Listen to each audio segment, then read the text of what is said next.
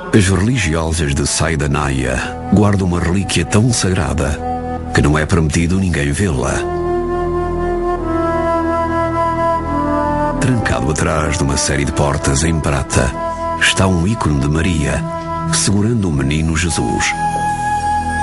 A tradição diz que ambos posaram para o retrato pintado por São Lucas.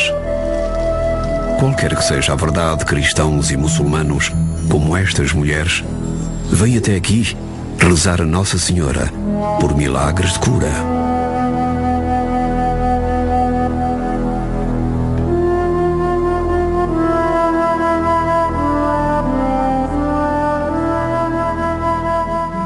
Vim com o meu marido à igreja e pedi a Nossa Senhora que me concedesse um filho. No Islão e no Corão, Maria é considerada a melhor, a mais casta e a mais pura das mulheres.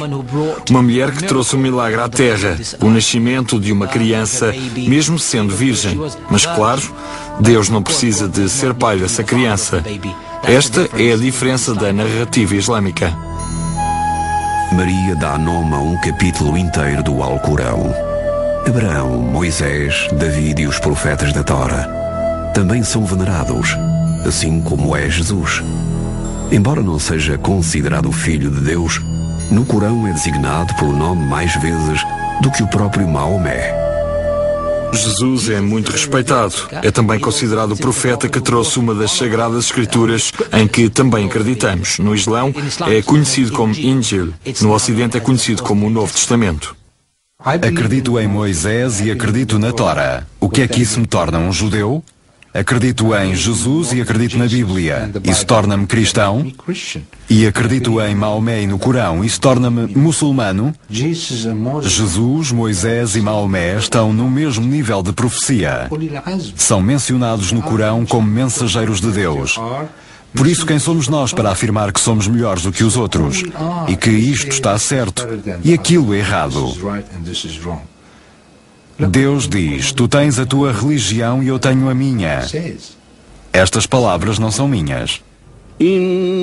Há muitos outros versículos que seguem o mesmo princípio. Muçulmanos, judeus e cristãos são descritos como o povo do livro.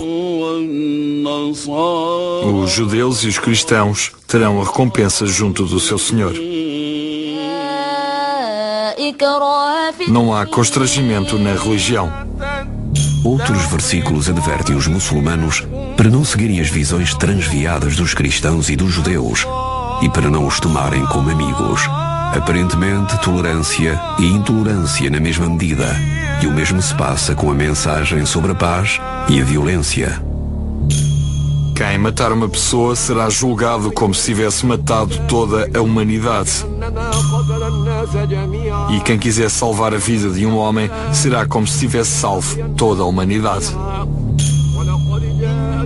E no versículo seguinte: a recompensa dos que combatem Alá e o seu enviado e se esforçam em espalhar pela terra a corrupção consistirá em serem mortos ou crucificados, ou então o corte da sua mão e pé oposto. Esta será a sua recompensa neste mundo. No outro, vão sofrer um enorme tormento.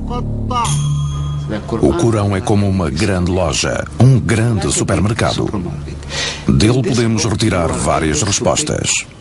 A partir do Corão, podemos fazer paz. De acordo com o Corão, podemos declarar guerra. O Corão tem muitas vozes. Os moderados apoiam a sua ideologia em alguns versículos do Corão. Os radicais fazem o mesmo com outros versículos do Corão. Um Alcorão para a paz, outro para a guerra. Extraordinariamente ilustrado pela história do Islão. Primeiro a conquista. Depois da morte de Maomé, no ano 632, os exércitos árabes tomaram todas as direções. A norte e este derrotaram os exércitos de Bizâncio e da Pérsia, reclamando para si a Síria, a Palestina, o Irão e o Iraque. Para o ocidente conquistaram o Egito e atravessaram o norte da África, chegando à costa do Atlântico, no ano de 680. Quando os guerreiros do deserto conquistaram todas estas grandes civilizações, decidiram não destruir, mas sim aprender e construir sobre o que aí já se encontrava. Parte dos grandes exemplos arquitetónicos do mundo islâmico foram construídos menos de 80 anos depois da morte do profeta. O Corão é o impulso inicial que lança uma das histórias da civilização mais extraordinárias da experiência humana. Em 100 anos, os guerreiros da Arábia Ocidental eram senhores de uma grande, sofisticada e próspera civilização que se estendia das praias de Marrocos até às portas da China. E a força que verdadeiramente impulsionou esta experiência foi este extraordinário, radioativo, glorioso pedaço de céu que tinham nas mãos e que era a palavra de Deus que antecede todas as coisas. Porém, mais tarde, quando os árabes foram derrotados por ondas sucessivas de invasores vindos do Oriente, algo de extraordinário aconteceu. O poder do Corão era tal que os conquistadores abandonaram as suas crenças pagãs e submeteram-se à fé daqueles que tinham conquistado. Inspirados por este pedaço de céu, assistiu-se a um extraordinário desenvolvimento ao nível da arquitetura, ciência e filosofia, enquanto a Europa feudal continuava mergulhada na sua idade das trevas. Há um elemento muito importante no Corão, que é o facto de incitar os muçulmanos pela busca do conhecimento, tentar compreender, ir pelo mundo e tentar compreender. As ideias da Grécia e Roma antigas talvez nunca tivessem chegado até nós se não fossem os académicos e cientistas islâmicos que redescobriram, desenvolveram e enriqueceram o seu legado. E esse estímulo veio do Corão, que versículo após versículo incita a humanidade a estudar os céus e a terra, a refletir na criação e a olhar uma vez e outra. No século IX, os cientistas muçulmanos calcularam a circunferência da Terra e os mercadores muçulmanos estabeleceram uma rota marítima para a China através do ponto mais a sul da África. A numeração árabe desenvolveu-se a partir da sua origem indiana até à base de uma nova aritmética, e os académicos muçulmanos levaram a cabo um enorme contributo para o desenvolvimento da geometria, álgebra e trigonometria. A medicina islâmica permaneceu uma prática comum durante cerca de 1000 anos. Tolerância e intolerância.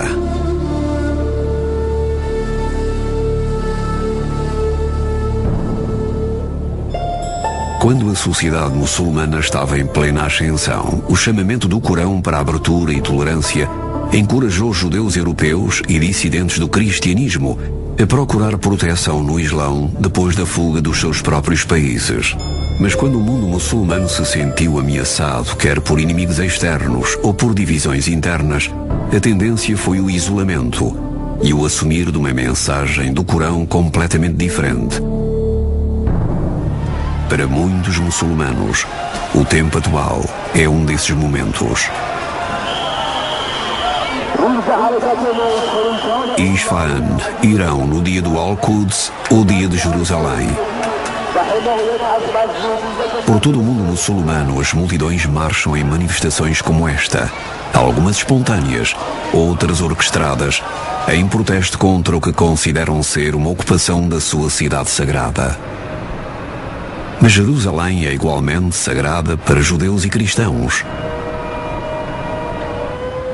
Os judeus rezam no muro ocidental, o último vestígio do segundo templo destruído pelos romanos no ano 70 d.C., a data que marca o início da longa noite da diáspora judaica.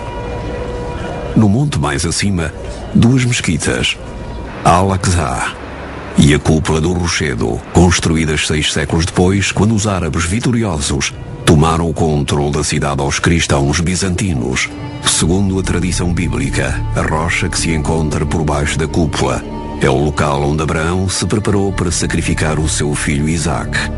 Segundo o Corão, foi também o local onde Maomé ascendeu aos céus, seguindo uma viagem noturna de Meca a Jerusalém.